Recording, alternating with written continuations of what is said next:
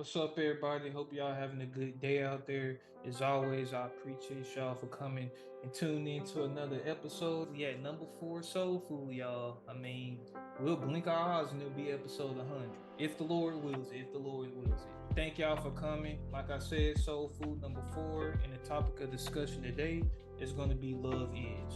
A lot of times, not a lot of times, all the time when I put these out, it's because God is leading me to say something. So when I was thinking about like, okay, pondering on the fact like, Jesus, why do you want me to talk about this? I'm thinking about the state of the world and what the world thinks about love, right?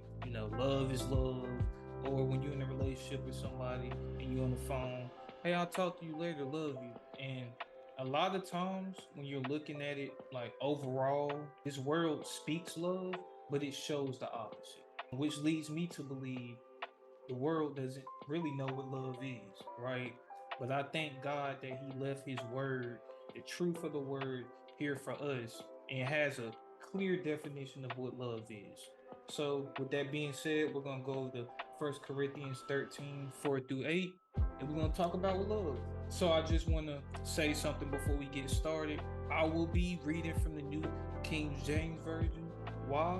Because the King James Version has a lot of ETHs and all that, and I don't know how to pronounce it. I'm gonna just be honest. So it's pretty accurate between the two, but I do want to be transparent and tell y'all kind of the difference between the two. The New King James Version of these scriptures actually uses the word love, but in the King James Version, it uses the word charity.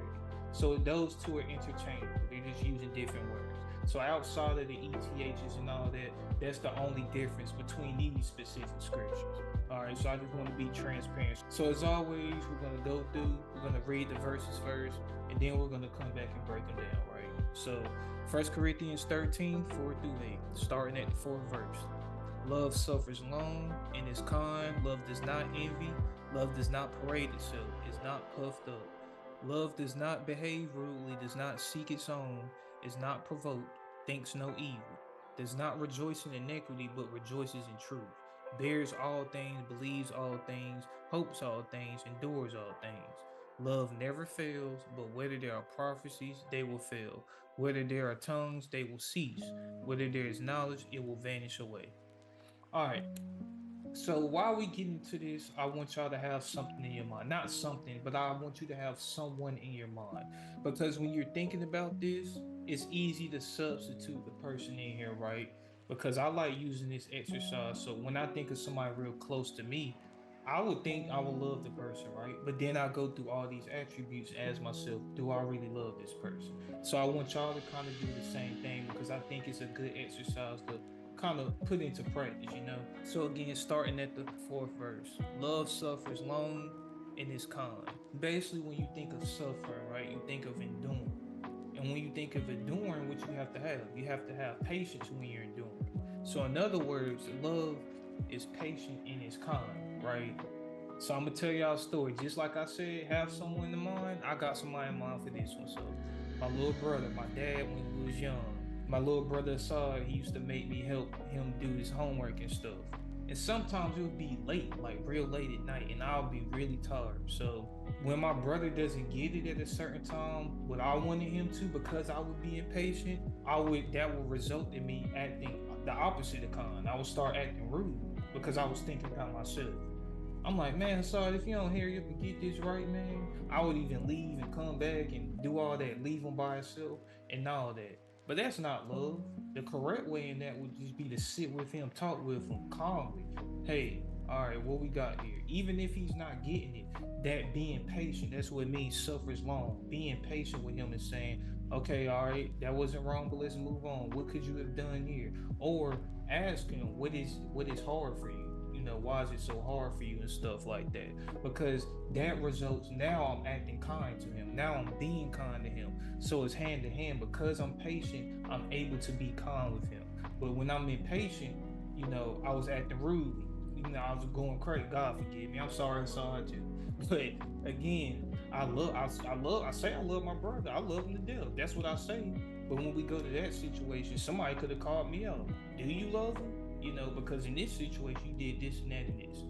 So that's just an example there. Moving on, love does not envy, love does not parade itself, is not puffed up. So I'm gonna bring it to my other brother. So my mom used to always let him do things that me and my sister couldn't. Me and my younger sister, we couldn't do certain things, and he could. So that would include maybe going outside, spending night with his friends, other stuff, etc., etc. So because of that, I would get jealous, envy. That's what envy means. Being envy is jealous. I would get jealous, and I'd be like, man, why you get to do that? Not saying to mom, because I ain't talk back to my mom, y'all. But I would be in my head like, why can't you do this? And me, as his younger brother, I used to, you idol. We know we're not supposed to make idols out of things, but I idol my brother. Like looked up to him to where I wanted to be around him all the time and stuff. But when things were like that would happen, envy would get in my heart, jealousy, and that resulted in me treating him a certain way. So what I mean by that is I would get mad every time we get into arguments. I always start the I hate you, which is the exact opposite of love. And then doing things, even though I lose, I always try to fight him. Every opportunity I got, I always try to fight him for some reason. So that's why you don't want to envy, because when you're jealous of something, it can cause you to act outside of love, and that's why it says love does not envy. When it talks about love does not parade itself and is not puffed up, all it's saying is, love is not cocky. That's all that means. So it's not you going around getting so full of yourself, thinking you the stuff. What you're doing is you're provoking others by doing that. Because you walking around thinking you cocky and doing all this, you want to make other people not like you. You want to make other people get outside of love, in which we are supposed to love our neighbor and everything. Being cocky can result in you behaving rudely. And it says love does not behave rudely. And then it goes on to say, does not seek its own and is not provoked, right? So do not seek its own. It kind of goes with the cockiness, but seeking validation. A lot of times God, when he tells us to do things, he wants us to do it in secret. So like in prayer, go behind the doors and, pray and everything, things like that. It's because it comes from a place of humility, right? So a lot of times the Pharisees, aka the holy people, they used to put their appearance first a lot of time. So they would pray outside and stuff just so people could see them, so they could then get validation. That was them seeking their own. But if we're really living in the truth of the word and we're really being humble in Jesus, all that's got to come. First of all, people will recognize that to where they're bragging for you. Friends, families, whatever. That's why you get the, hey, that's a real nice, humble young man, or whatever the case may be. People will do that for you. But even if people don't do that for you, it doesn't matter, because Jesus sees it. That humility and everything that attracts to Jesus, that's one of the fruits of the Spirit. So he'll see that and he will reward you accordingly. So we don't need to be doing things just out of the sake of, oh, we want to be rewarded, oh man, or something like that. All right, so moving forward. So it's not provoked, right? So that's one of the things that said in this verse 2. Love is not provoked. What I mean by that, and I know y'all all can relate, and I know it's something y'all all still doing now. I even have trouble. When you're driving, you cut off, somebody pass you, somebody about to cause an accident, what you are provoked to want to do is not good. You either want to cuss the person out, you either want to do this, get back at them by passing them and stuff, passing them back and all that. I've seen some crazy YouTube videos where people actually follow them, hit their car, pull up. That's how bad it gets. But love is not provoked. So whenever you get in those situations, you really have to think. Like, you really have to put yourself and really put your mind on Jesus. Trust me, it's hard. I know it's uncomfortable, but you really have to put your mind on Jesus and be like, okay, what would Jesus do? I know it's a generic saying that people say, but really meditate on that. What would Jesus do in this situation? Jesus wouldn't go chasing them just to cuss them out. Jesus wouldn't go trying to hit their car or nothing like that. In those situations, you really just have to take a deep breath and not be provoked. So you won't do sinful things out of being provoked. And that's why it says love is not provoked. So going on to the next few, thinks no evil, does not rejoice in iniquity, but rejoices in truth. Thinks no evil is self-explanatory, right? And it goes with does not rejoice in iniquity will. So the immoral things of life, the immoral things of the spirit, the sinful ways. Love does not rejoice in sinful ways, but rejoices in the truth. So I know we went in for on the Soul Food 2, I think. We had one called Walk in the Spirit. So it's saying the spirit, we talked about the spirit of the flesh and the fruits of the spirit and the fruits of the flesh. Love does not rejoice in the fruits of the flesh, right? It rejoices in the fruits of the spirit, which is truth. So loving, forgiving, humility, like we talked about earlier, those are the things that love rejoices in. And the truth of the word too, I see that as being like, out of all these lies being spread about, different religions and stuff like that, it rejoices in the truth of the word. So if you're in a situation to where somebody is doing something sinful and everything, if you love them, you have to tell them the truth, because love rejoices in the truth if you say you love them. So I'm gonna pick a movie, right? Baby Boy. I know most of y'all seen that movie, Jody and Yvette. So whenever Jody, I forgot what situation they was in, but Jody said something like, I lie to you because I love you, girl. I tell these other girls the truth because I don't care about them. Something around there. But in the Bible, it says that's the actual opposite. What he said is blasphemy, basically. But it says that's not love, because love rejoices in truth. So if you really love the person, you would tell them the truth. It's about how you do it. It just says love is not provoked. So in return, don't try to provoke somebody else. If you know you tell them the truth around a lot of people, don't do that. Take them to the side, be like, hey, I see a couple things that you're doing wrong, and yeah, I don't think that's good. And like I said, if they don't understand that, that's on them. But you did what you had to do. You showed love by showing that humility, taking them to the side, and teaching them the truth about what they're doing, and showing them what they're doing is wrong by using the word and everything. So the 7th verse, bears all things, believes all things, hopes all things, endures all things. So the 7th verse really encompasses what joy is, right? So joy, not being happy, because the difference is being happy is it's temporary, it's an emotion. Joy is a way of life. And what joy is in this context is knowing that whatever I'm going through, uncomfortable, whatever, I know that Jesus is here with me and he got my back. And I know that Jesus is God and he's a good God. Despite of what it looks like, my car broke down, can't pay the mortgage, short on money. Having that joy in those situations, saying, but I know Jesus is going to make a way and I'm going to move forward in faith with that. So that's what I just think about when I see this 7th verse. Bears all things, believes all things. That's that faith, hopes in all things. Faith again, endures, bears. That's that suffering long that we talked about, enduring in this season, because God will put you in certain seasons where you will have to believe. It will be hard to believe the things. It will be hard to hope. In other words, it will be hard to faith. It will be hard to endure the sacrifices, the trials and tribulations that God might be putting you through for his sake.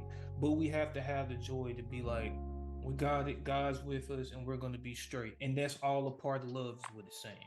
So coming to a closing with the last verse, the 8th verse, it's saying love never fails, but whether there are prophecies, they will fail. Whether there are tongues, they will cease. Whether there is knowledge, it will vanish away. So what I think this is saying, this the things of this life, like the prophecies of the world, the knowledge and everything like that we get, the things that we might speak of and everything like that, those things are going to vanish. But it tells us that love never fails. So when those things vanish, love will still be here, right? So the greatest example of this, right? It says love never fails and the other thing vanishes, right? So I want to give you the best example I can with that. Jesus, God so loved the world that he gave his only begotten son. So God, he wanted us to be together. That was his original. He wanted his people to be with him, to dwell with him eternally. But because of what sin did, we got separated from him. And now we're in the spot that we're in now. But God is so loving. He just didn't knock us. God could have done this. He could have been like, you know what, I'm done. I ain't doing that. But God loved us so much that he came down here in the flesh, in the dirty rags that we are, in the flesh. And he gave himself up so that our sins can be forgiven and that we can have a chance to dwell with him in eternal life. And if that ain't love, I don't know what is. So lucky for us, we have the greatest example of what love is. If you read all these things, you can target it back in the Bible to Jesus in a certain way. A lot of times when Jesus talked to sinners and everything like that, he showed them love. He was patient with them. Even with his disciples, when they was asking him a bunch of questions and being like, "Oh God, what about this? What does that mean?" He didn't say, "Oh my goodness, all right, whatever." No, he would tell them like, "Dang, like I've been here with." He would break it down with, he would break it down to them and let them know what that meant. Whatever he said, even with the sinner, when people try to throw sinners in his face, I say, "Oh, that person sinned." God would show love because he would forgive them for their sins anyway. He didn't just say, "Oh, you a sinner, I'm good." No, he would show them love. He would share that truth with him. God lived his life, his ministry, those 3 years by sharing the truth, rejoicing in the truth, letting people know the truth because he wants his people to live with him, not just for the Jews, but for the Gentiles as well, meaning the people that was outside the quote unquote chosen people. So he died for all of us. So I pray that y'all just meditate on that. And really, when you're in this situation where you're saying you love someone or anything like that, really meditate. Do I really love this person? Your enemy. Am I really loving my enemies like God is telling me to do? Because that's something I'm still working on myself. But we have to meditate on that because God tells us to do that. So we have to be obedient, loving your neighbor. Am I really loving my neighbor like I'm supposed to? You have to meditate on that because why God tells us to do that, right? So whenever you need a reminder on this, just go to First Corinthians 13, chapter 4 through 8, and really evaluate if you're loving the person. That being said, that's going to be all. Thank y'all for coming and staying with me here. I really hope this is blessing somebody. I hope this was a seed in somebody's heart that was planted that can grow. I pray that you let Jesus grow that seed in you. Other than that, y'all, we out, and I'll talk to y'all later.